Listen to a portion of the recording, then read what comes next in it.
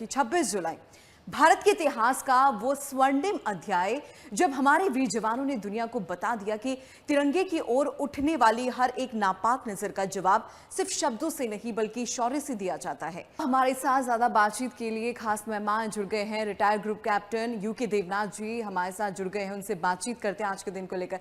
Sir, बहुत बहुत स्वागत है आपका MH1 न्यूज पर। सर, आपके ऑडियो में थोड़ी दिक्कत आ रही है, मैं अपनी टीम से कहती हूँ थोड़ा ऑडियो में इसको ठीक किया जाए, लेकिन मैं आपके पास वापस लौटूंगी सर। आज के दिन जी जय हिंद। जी सर, मेरी आवाज आप तक पहुंच रही है? जी हाँ, मैं आपको सुन पा रहा हूँ। जी सर, जैसे कि आज देश भर में कारगिल विजय दिवस के मौके पर जगह जगह कार्यक्रम आयोजित किए जा रहे हैं, और जैसे कि हमने देखा जब ये युद्ध हुआ था करीब 60 दिनों तक ये युद्ध चलता है और भारत की जीत होती है। तो सर, इस युद्ध को आप कैसे देखते हैं? आपका अपना पर्सनल एक्सपीरियंस क्या कहता है सर? हाँ, देखिए, हालात बड़े ही अद्भुत थे। आमतौर पर कारगिल की ऊंची ऊंची चोटियों पर तब तक 1998, 1999 तक एक ट्रेडिशन फॉलो होता था जी कि हर साल जब नवंबर और दिसंबर में कारगिल की ऊंची ऊंची चोटियों पर बर्फ गिर जाती थी, तो भारत की फौज और पाकिस्तान की फौज भी अपनी ऊंची ऊंची जो चोटियों पर पोस्ट है उनसे 5-5, 10-10 किलोमीटर पीछे आके नीचे की तरफ आ जाती थी। और इसका कारण ये था कि चोटियों के ऊपर 5-5 फुट, 10-10 फुट बर्फ जम जाती थी और उस वहां तक लॉजिस्टिक सप्लाई चेन बनाना, यानी उनको राशन, खाना, पानी, दवाइयाँ, केरोसिन, हीटिंग अरेंजमेंट देना इम्पॉसिबल होता था। और फिर अगले साल जब बर्फ पिघलती थी, इन कारगिल की ऊंची ऊंची चोटियों में बर्फ हमेशा पिघलती है मई के महीने में, जून के महीने में अगले साल। तो फिर मई और जून के महीने में फिर से पाकिस्तान की ट्रुप्स और इंडियन ट्रुप्स भी वापस पहाड़ पर आ जाते थे। ये एक अनरिटन एग्रीमेंट था। लेकिन 1999 में बड़ा ही अद्भुत वाकया हुआ जिसमें पाकिस्तान ने चालाकी से फरवरी और मार्च में ही अपने ट्रुप्स को, उनकी जो नॉर्दर्न लाइट इन्फेंट्री थी, उनको चढ़ा दिया कारगिल की ऊंची चोटियों पर इस तरह से कि ना सिर्फ वो अपने पोस्ट तक आए, वरन आगे बढ़ते बढ़ते जहां इंडियन पोस्ट होते थे उन पर भी उन्होंने आकर बैठ गए और उन्हें अच्छी मोर्चेबंदी कर ली।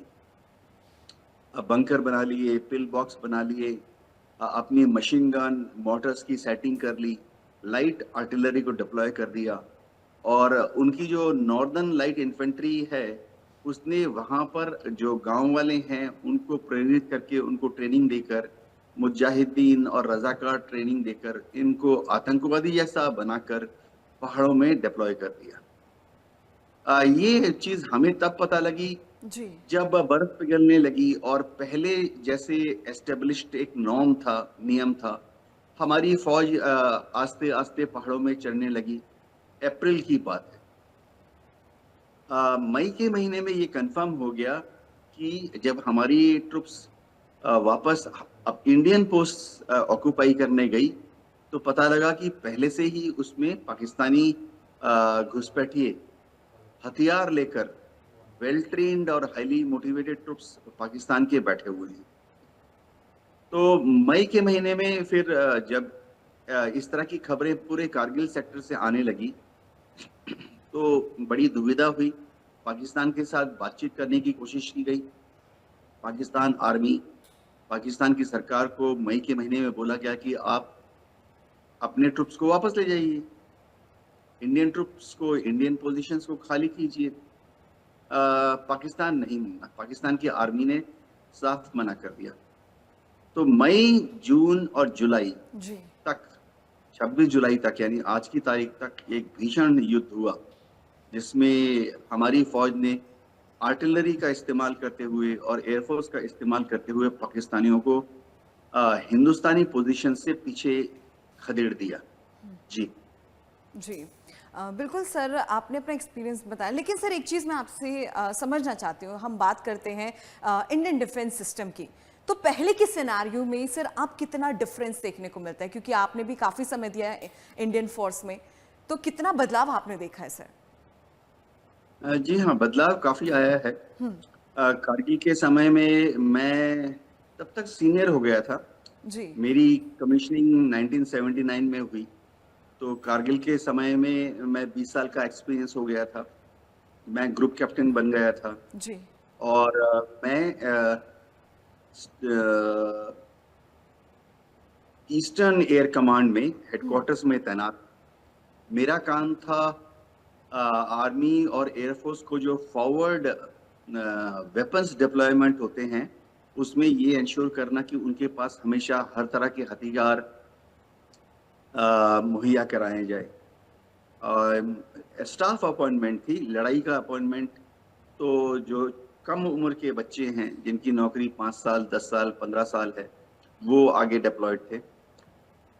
हो ये रहा था कारगिल के टाइम में कि उसके पहले भारत सरकार पाकिस्तान के साथ कॉन्फिडेंस बिल्डिंग मेजर्स के तहत यकीन करती थी।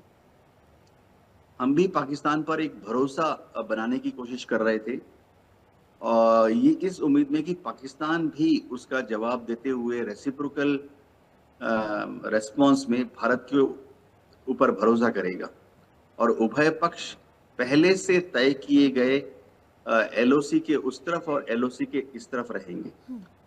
कारगिल में एलओसी बहुत वेल डिफाइंड नहीं थी, ना जमीन पर ना नक्शे पर। उसके बाद से बहुत फर्क आए हैं। एक तो है कि अब हम पाकिस्तान पर भरोसा नहीं करते हैं और नवंबर दिसंबर में जाहिर बात है एक्सट्रीम बर्फ जब गिर जाती है 10 जी। फुट 15 फुट, तो फौजें अभी भी वापस आ जाती है। लेकिन हम आजकल मई और जून का इंतजार नहीं करते हैं बर्फ पिघलने के लिए। जैसे ही थोड़ी सी बर्फ पिघलनी शुरू होती है फरवरी और मार्च में, अप्रैल में, तो हम अपनी छोटी छोटी रिकनेसेंस टुकड़ियों को फरवरी से मार्च से ही ऊपर भेजना शुरू कर देते हैं, ताकि जाके जो इंडियन पोस्ट है हमारा, जहां तक क्लेम लाइन है वहां तक जाकर बैठ जाओ। ऊपर पहाड़ों के ऊपर पहले सेंगर बने होते थे। ये सेंगर तो जो लोकल अवेलेबल मटेरियल है वहां पर पहाड़ों के ऊपर जो पत्थर है, उन पत्थरों को जमा जमा कर एक डिफेंसिव वॉल बनाई जाती है। उस तरफ दुश्मन दिख जाता है महज, कई जगह तो दुश्मन उस तरफ महज आधा किलोमीटर 1 किलोमीटर दूर होता है। तो सेंगर जो हैं वो पहाड़ी पत्थरों से बना देते थे। उसके इस तरफ हम लोग हमारी मशीन गन मोटर्स तैनाती करते थे। लेकिन अब वहां पर प्रॉपर डिफेंसेस बना दिए गए हैं, जी। इंजीनियरिंग स्टोर्स पोजीशन कर दिए गए हैं। जहां पे संभव है वहां पे प्रॉपर कंक्रीट और लोहे का इस्तेमाल करके defensive walls, protective pill box बनाए गए हैं। इन सब चोटियों तक पहले पहले जाने के लिए रास्ते नहीं थे।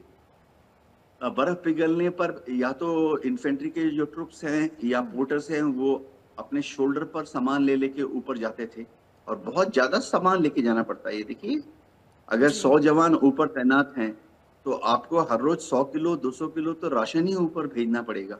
और ये सब मैन पोर्ट, यानी जवानों के या पोर्टर्स के कंधे पर रख के ले जाता था। जहां पर संभव होता था वहां पर जो पहाड़ी खच्चर होते हैं उनका इस्तेमाल किया जाता था। लेकिन अब परिस्थितियां काफी इम्प्रूवमेंट हो गई हैं। जी। एंड पॉइंट तक जीपेबल सड़कें बना दी गई हैं। फाइनल जो 2000-3000 फीट है वहां पर ले जाने के लिए अब प्रॉपर ट्रैक्स बना दिए गए हैं। जहां पर भी संभव है वहां हेलीकॉप्टर से सप्लाई होती है ट्रुप्स जी। पर। दिक्कत ये है कि पहाड़ी की चोटी में कई बार हेलीपैड नहीं होता, तो हेलीकॉप्टर से सामान गिरा देना पड़ता है। बिल्कुल। तो जब सामान गिराया जाता है हेलीकॉप्टर से तो वो जरूरी नहीं कि हमारी पोस्ट में ही गिरे। कई बार हवा के रुख की वजह से वो इधर उधर गिर जाता है, पाकिस्तान की तरफ भी चला जाता है। एक और इम्प्रूवमेंट पिछले 5 साल 4 साल में हुई है कि सब जगह पर अब ड्रोन्स मुहैया करा दिए गए हैं। जी। तो लोकल जो ब्रिगेड कमांडर हैं, बटालियन कमांडर हैं, उनके अपने यूनिट रिसोर्सेज में यूनिट की एस्टेब्लिशमेंट ड्रोन आ गए हैं। तो इन ड्रोन्स की मदद से जब बर्फ गिर जाती है नवंबर, दिसंबर, जनवरी, फरवरी, तब भी सर्वेलांस जारी रहती है। जैसे कि आपको बता दें कि कारगिल विजय दिवस के मौके पर जगह जगह कार्यक्रमों का आयोजन और इसी पर बातचीत के लिए हमारे साथ बने हुए हैं लगातार retired group captain UK Devnath ji, और उनसे बातचीत का सिलसिला अब आगे और बढ़ाते हैं। सर, ब्रेक से पहले भी हमने तमाम चीज़ों को लेकर बातचीत की है, लेकिन सर एक चीज़ समझना चाहते हैं, माइंडसेट को लेकर हम बातचीत ज़रा करना चाहेंगे। जब भी वॉर होता है सर, हमने देखा है कि इंडियन आर्मी का माइंडसेट क्या होता है, पीस सबसे बड़ी एक प्रायोरिटी सर कहीं ना कहीं होती है। लेकिन अगर हम बात करते हैं पाकिस्तानी आर्मी की, तो उनका साइकोलॉजिकली क्या किस तरीके से पर्सपेक्टिव रहता है सर, वो समझना चाहेंगे, क्योंकि आपने काफ़ी लंबा समय दिया है फोर्स में। जी हाँ, इसमें कोई शक नहीं है कि इंडियन आर्मी, नेवी और एयरफोर्स की ट्रेनिंग बहुत शानदार होती है। जी। हमारे ना सिर्फ ऑफिसर्स, हमारे जवान, एयरमैन और सेलर्स बहुत ही हाईली मोटिवेटेड होते हैं। युद्ध के समय खून पसीना और जान तक देने में कोई हिचकिचाता नहीं है। एक चीज मैं बोलना चाहूंगा, जी बिल्कुल। क्योंकि मैं खुद फाइटर पायलट था, मैंने मिग-23 उड़ाया। अ, देखिए, पाकिस्तान की आर्मी भी बहुत वेल ट्रेन्ड है, उनकी एयरफोर्स भी बहुत वेल ट्रेन्ड है। और कारगिल युद्ध में उसके पहले 1965 और 1971 की लड़ाई में भी हमने देखा कि पाकिस्तान की आर्मी के जो यंग ऑफिसर्स, जेसीओज और जवान हैं, जी। बहुत ही बहादुर हैं। मैं अपने दुश्मन के जज्बे को और जोश को कभी भी कम करके आंकलन नहीं करूंगा। 1965 में भी, 1971 में भी पाकिस्तान की एयरफोर्स के पायलट्स ने बहुत ही अ, बहादुरी दिखाई और इंडियन एयरफोर्स का अच्छा मुकाबला किया। 1999 में भी अ, अगर हम देखें, उनकी नॉर्दर्न लाइट इन्फेंट्री के जो जवान थे, जेसीओ थे, उन्होंने काफी बहादुरी का परिचय दिया। कुछ पोस्ट पर जैसे एनएलआई, पाकिस्तान की जो फौजी यूनिट थी, मैं एक एग्जांपल देता हूं कि वहां पर हाई पोस्ट था, इंडियन पोस्ट ही था, तो उसमें समझिए महज 15 या 20 पाकिस्तानी जवान, 2 जेसीओ और एक यंग बच्चा, 21 साल 22 साल का पाकिस्तानी लेफ्टिनेंट या कैप्टन डिप्लॉयड है। हमारी तरफ से बहुत रिपीट अटैक करने पड़े। हमने एक वेव भेजा अटैक करने के लिए, एक प्लाटून, एक कंपनी, ऊपर से उन्होंने जवाबी काउंटर फायर अच्छा किया। हमारी वेव असफल रही उनको डिसलॉज करने में। फिर उसके 1.5 घंटे के बाद हमने हमारी सेकेंड वेव को भेजा। इस बार एक कंपनी, 2 कंपनी हमने ऊपर भेजी। उन्होंने फिर से इफेक्टिव काउंटर फायर किया और हमारी कंपनी को फिर से रोक दिया। फिर 2 दिन के बाद फिर से हमने वहां पर और ज्यादा फौज भेजकर आर्टिलरी डिप्लॉय की, ओफर तोप से लगातार पाकिस्तानियों के ऊपर फायर किया। 10, 20, 30, 40 राउंड फायर करके उनको नरम किया। उसके बाद हमने इन्फेंट्री असॉल्ट करके हमारी पोस्ट पर वापस कब्जा किया। लेकिन बार बार देखिए, हमारे तो जवान शहीद हुए, अफसर भी शहीद हुए, जी। लेकिन बार बार पाकिस्तान की तरफ से भी उन्होंने भी लास्ट मोमेंट तक पोस्ट को छोड़ा नहीं, भागे नहीं। तो मैं अपने दुश्मन के, पाकिस्तान के जो जवान हैं, जेसीओ हैं और यंग ऑफिसर्स हैं, उनको उनकी बहादुरी को और जोश और जज्बे को कम करके बताना नहीं चाहूंगा। जी जी सर, इंडियन आर्मी में सबसे बड़ा प्लस पॉइंट क्या है? आपको क्या लगता है? क्वालिटी बहुत ही ज्यादा अच्छी है और शायद ये क्वालिटी हर आर्मी में, हर देश की आर्मी में होनी चाहिए। आपको क्या लगता है सर ऐसा? जी हाँ, देखिए, हमारी जो आर्मी है, ट्रेनिंग बहुत शानदार होती है। हमारी जो ट्रेनिंग है, हमने हर देश की जो आर्मीज हैं उनके साथ जॉइंट ट्रेनिंग की है। जी। हमारे ऑफिसर्स भी अलग अलग देश में ट्रेनिंग के लिए जाते हैं, चाहे अमेरिका हो, रशिया हो। तो होता क्या कि जब भी हमारे ऑफिसर्स दूसरे देशों में जाते हैं, तो वहां पे जो अच्छी चीजें देखते हैं उसको वापस लाकर इंडियन आर्मी में, एयरफोर्स में भी इंट्रोड्यूस किया जाता है। कोई भी जंग 3 मुद्दों पर लड़ती है। पहली चीज तो ये है कि देश के लिए जज्बा तो होता है, बिल्कुल। उससे भी ज्यादा जज्बा जो होता है अपनी यूनिट के लिए होता है। अगर एक जवान एक यूनिट ज्वाइन करता है, समझिए 7 महार रेजिमेंट या 10वीं कुमाऊं रेजिमेंट, तो वो उसी रेजिमेंट में बतौर यंग बच्चा ज्वाइन करता है जब उसकी उम्र 18 साल 21 साल होती है, और अगले 15 साल 20 साल 25 साल वो उसी यूनिट में ग्रो करता है। तो यूनिट की शान के लिए वो मर मिटने के लिए तैयार हो जाता है। बाकी जहां तक देश की बात है, इक्विपमेंट की जरूरत पड़ती है। कारगिल में बोफोर्स तोपों ने शानदार सपोर्ट दिया। कारगिल में जो युद्ध हुआ उसमें एयरफोर्स ने भी एक शानदार रोल अदा किया। हमारे यहाँ भी एक मिग 27, एक मिग 21 हमने भी लूज किया। फ्लाइट लेफ्टिनेंट नचिकेता को उन्होंने पीओडब्ल्यू बनाया, बाद में छोड़ दिया। स्क्वाड्रन अजय आहूजा मिग 21 के जो पायलट थे, उनका जो शॉट एयरक्राफ्ट शॉट डाउन हुआ तो वीर गति को प्राप्त हुए। एक MI-17 हेलीकॉप्टर भी हमने भेजा ग्राउंड अटैक के लिए। MI-17 में 4-4 रॉकेट पॉड लगाते थे, एक एक रॉकेट पॉड में 16 रॉकेट्स, तो 4 रॉकेट पॉड में 16 गुणा में 4, 64 रॉकेट फायर कर सकता था जमीनी टारगेट पर। तो उसमें जब अटैक के लिए भेजा तो उसको भी उन्होंने शोल्डर फायर, पाकिस्तान की आर्मी ने शोल्डर फायर स्ट्रिंजर मिसाइल से उसको गिरा दिया। तो उस MI-17 को जब गिराया उन्होंने, तो उसके जो पायलट थे स्क्वाड्रन लीडर राजीव पुंदिर, फिर जो को पायलट थे फ्लाइट लेफ्टिनेंट सुब्रमण्यम जी, फ्लाइट गनर थे सार्जेंट प्रसाद, और फ्लाइट इंजीनियर थे सार्जेंट राजकुमार साहा, ये सब वीर गति को प्राप्त हुए।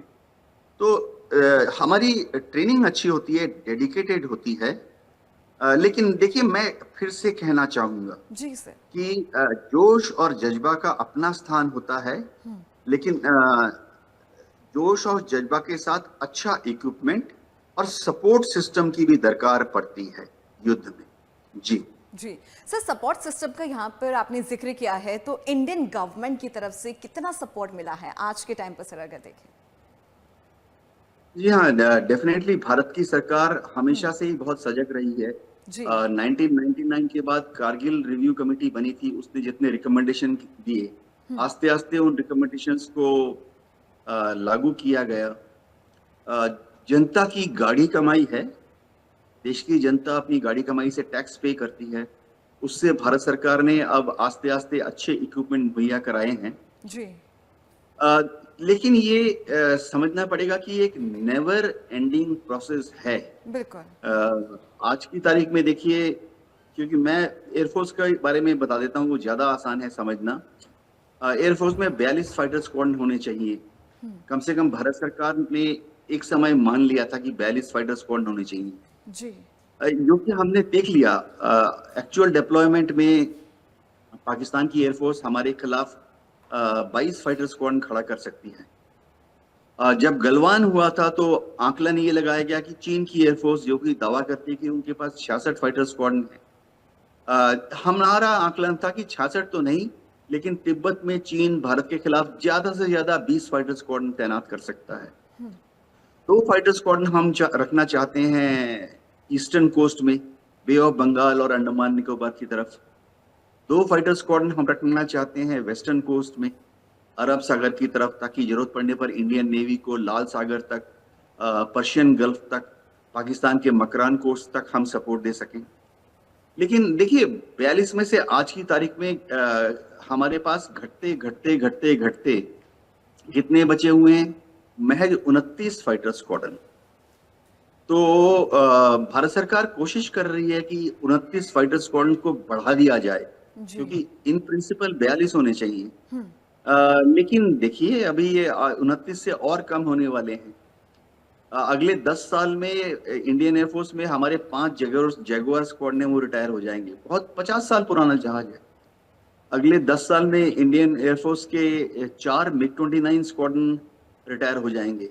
बहुत पुराना जहाज है, 40 साल पुराना जहाज है मिग 29। और अगले 10 साल में हमारे जो बचे कुचे 3 मिराज 2000 स्क्वाड्रन हैं, वो भी रिटायर हो जाएंगे। तो 12 फाइटर स्क्वाड्रन अगले 10 साल में रिटायर हो जाएंगे। तो 29 हमारे पास आज हैं, 12 और रिटायर हो जाएंगे अगले 10 साल में। तो हमारे पास बचेंगे 17 फाइटर स्क्वाड्रन। अब भारत सरकार बहुत कोशिश कर रही है कि तेजस फाइटर विमान को इंडक्ट किया जाए, लेकिन टेक्निकल और डिप्लोमेटिक अड़चने काफी ज्यादा हैं। जी। तो ऐसी ही कुछ हालत इक्विपमेंट प्रोफाइल की इंडियन आर्मी की भी है, इंडियन नेवी की भी। भारत सरकार बहुत कोशिश कर रही है कि जी। हमारी इक्विपमेंट प्रोफाइल को इम्प्रूव किया जाए। बिल्कुल। जी। जी, बिल्कुल सर, इक्विपमेंट प्रोफाइल को लगातार इंप्रूव करने की कोशिश इंडियन गवर्नमेंट की तरफ से भी की जा रही है। एक अच्छा सपोर्ट सिस्टम डिफेंस को यहाँ पर दिया गया है और शायद उसी का रिजल्ट आज हम सभी देख रहे हैं। ऑपरेशन सिंदूर और एयर स्ट्राइक जैसी चीज़ें जो है यहाँ पर देखने को मिलती है और मुंह तोड़ जवाब पाकिस्तान को हर तरीके से दिया जाता है इंडियन फोर्स की तरफ से। लेकिन बहुत बहुत धन्यवाद सर, आप हमारे साथ जुड़े और कीमती वक्त आपने हमें दिया है।